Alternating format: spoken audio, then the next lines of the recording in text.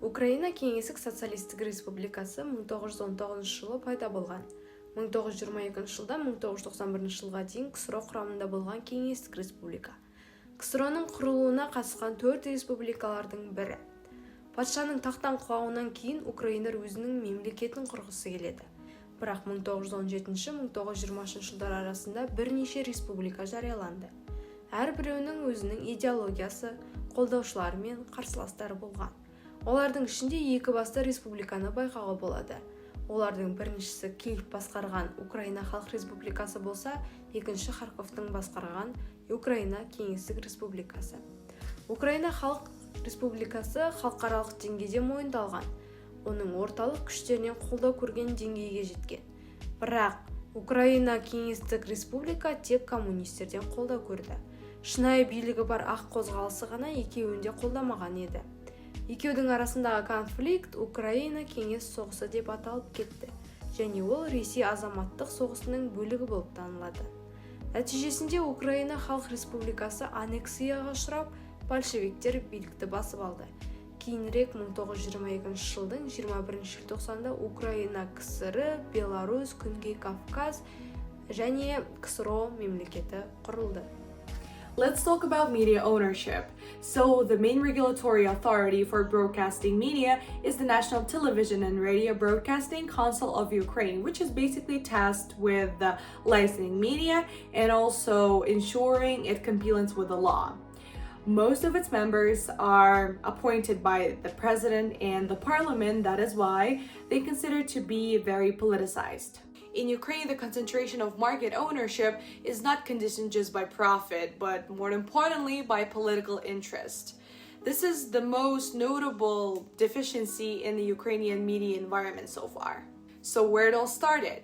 By the beginning of Leonid Kuchma's presidency, Ukraine has established its system of free market.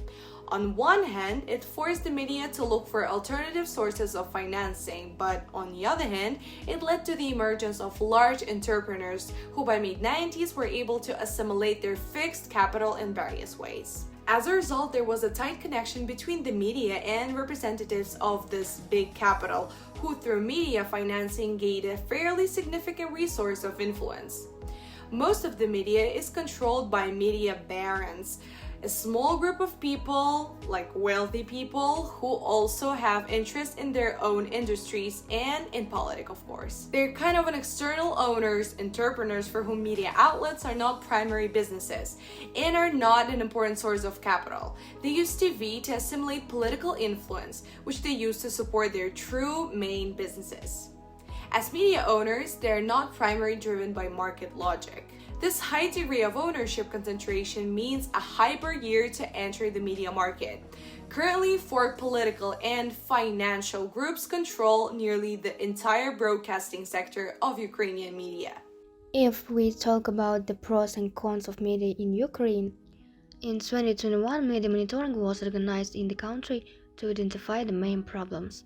The expert group selects 4 prints and 4 online publications with relatively high popularity in each of the select regions of country. Monitoring reveals the following problems among regional publications as well as the nationalist media. First, reprints of press releases without proper processing. Second, extramural submission of the opposite opinion. Third, use of unverified information. Fourth, lack of labeling of advertising texts. In addition, the media often raise hype around topics that do not affect the interests of ordinary people. Fast food materials are being created with screaming headlines according to the system if only more people would click. Now we talk about the pros. I just say the words of the journalist Elizaveta Chernych. In Ukraine, there is an opportunity to create independent publications and produce high-quality content. Although, of course, most journalists continue to serve the owners and do not engage in journalism-bad propaganda. We also have very good examples of investigative journalism. There are many strong, unbroken journalists, but of course, there is still something to work on. In 1920, Ukrainization was carried out the Ukraine SSR. In the course of it, the social level of Ukrainians and the Ukrainian language rose. The situation of the Russian language in Ukraine changed when the Bolsheviks came to power. Before the Bolsheviks came to power, they proclaimed the principle of equality and the free development of minorities and nationalities in Russia in their struggle against the traced rule of the Russian Empire. Moreover, unlike the liberals, the Russian Marxists opposed the mandatory state language. According to Lenin's commandment, the official language was not officially introduced in the USSR until 1990. Если говорить про индекс свободы слова, то в этом рейтинге Украина находится на 97-м месте. Вроде бы хороший результат, однако, несмотря на это, в 2016 году количество шантажа, убийств и преследований резко возросло. Бывали даже случаи, когда журналистов забирали в неизвестном направлении, и позднее оказывалось, что их смерть инсценировали. По этой же причине в январе 2018 года главный редактор издания «Страна» Игорь Гужва попросил в Австрии политического убежища. Это было из-за давления со стороны властей Украины. Что же сделали журналисты, уставшие от насилия? В том же году Европейская Федерация журналистов и Международный комитет безопасности сообщают, что осуждают страну за вербальное и невербальное насилие. Они призывают не препятствовать их профессиональной деятельности и самовыражению. С тех пор они являются главной опорой Национального союза журналистов Украины.